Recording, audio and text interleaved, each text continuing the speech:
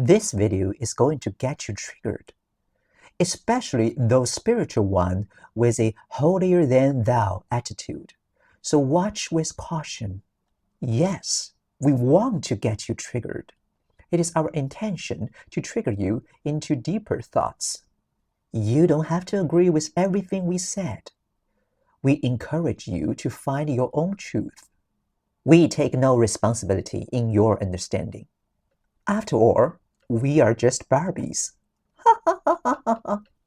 Okay, sister, I've been thinking about this whole self-sacrifice thing, and it's giving me a proper headache. Humans are supposed to be all social and cuddly, right? From the time we were tiny, we are taught that if we are bad, the group will take us out and we will basically die. So we learn to be good just to survive. But then everyone calls self-sacrifice the ultimate virtue, like it's super noble and selfless. I don't know. It feels off. What if self-sacrifice is actually kind of fake? Oh, darling, you're not wrong at all. Most of the time, self-sacrifice is a pretty little lie we tell ourselves so we can feel virtuous while still being deliciously self-centered. Wait, what? But Jesus on the cross, moms giving up their careers. Everyone says that's pure selflessness. Are you telling me it's mostly rubbish? Not rubbish, sweetheart, just misunderstood. The definition of self-sacrifice is giving up your own best interest for someone else. The problem?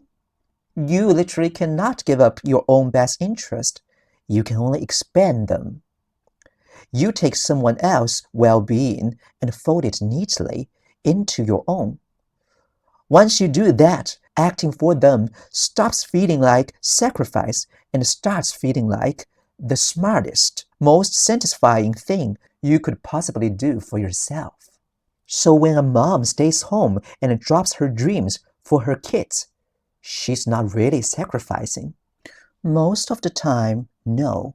She's choosing what feels most important to her in that moment.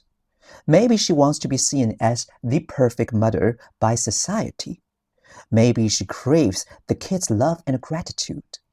Or maybe she genuinely feels more fulfilled wiping little noses than sitting in board meetings. But if she keeps calling it sacrifice, she's lying to herself.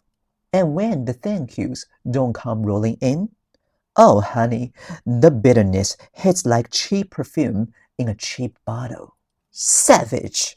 So all those moms who say, I give up everything for you, are just guilt-tripping their kids. Exactly. Classic emotional manipulation dressed up as motherhood. I sacrificed my youth, my body, my career. Now you own me.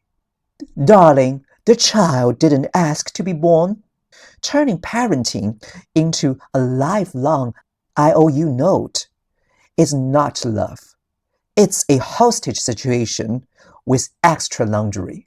Okay, but what about people who die for a cause? That's got to be a real sacrifice, right? They might not see it this way if they are enlightened. If Jesus was truly awake, he didn't see the cross as giving anything up. He saw it as the only choice that felt perfectly aligned. Sometimes the idea of living out of sin with your deepest value feels worse than dying. So they choose death, not because they are noble matters, but because it serves their soul better. Still self-centered, just on a cosmic level. Wait, so even the most heroic acts are selfish? Every single one has a self-centered reason. Gorgeous. And that's not a bad thing. The universe is oneness. The more awake you become, the more you realize everything is you. So helping others, loving others, even dying for others, it's all ultimate self-interest. You just stop calling it sacrifice because it feels too good to be true. Then why do we keep praising sacrifice like it's the ultimate holy grail? Because society needs obedient little soldiers who feel guilty for having needs. We are trained from the cradle, share your toy, or mommy won't love you. We learn to shove our own desires down and call it being good. Later, we dress that as virtue. So we don't have to admit we are still doing everything to feel safe, loved, or superior. So martyr complex is just next level drama. Oh dear. It's Oscar-worthy, darling. Martyrs need to feel persecuted so they can prove they're the good ones. They will happily ruin their own lives just to say, "Look how much I sacrificed for you." Then they got to play the victim and make everyone else the selfish villain. It's a fabulous way to avoid taking responsibility for their own choices while still getting attention. Deliciously toxic. You're making me rethink every "I did this for you" I've ever heard. Good, because real love doesn't keep score. If you truly take someone's best interests into your own, you don't feel like you're losing anything. You choose it freely because it lights you up more than the alternative. No resentment, no later invoice, no passive-aggressive signs. So, we should just stop saying "I sacrifice for you." Precisely, darling. Say instead, "I choose this because it mattered more to me than anything else right now." Honest, clean, and way less bitchy in the long run. I actually feel lighter hearing this. So being self-centered is okay. More than okay, it's inevitable. The only question is whether your self-interest is small and fearful or vast and enlightened. The bigger your sense of self, the more others you naturally want to uplift because they are you.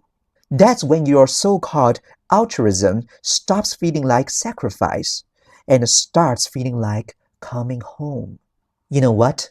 I think I am going to stop doubting and start expanding. Thanks, sister. You just ruined self-sacrifice for me in the best possible way. Anytime, gorgeous. Now pass the imaginary champagne. Enlightened self-interest deserves a toast. 感谢你看完我的视频。如果你对你的人生实相或者情绪苦闷有困惑，欢迎你通过我的助理来联系我，我愿意为你提供帮助。如果你觉得我的视频让你很有共鸣启发，那欢迎你持续关注、点赞、收藏、转发，或者考虑为我充电加入会员，观看更多对身心灵提升有帮助的视频。我致力于分享真实有效的智慧知识，你的每一份支持对我都是莫大的帮助，感恩，我们下期再见。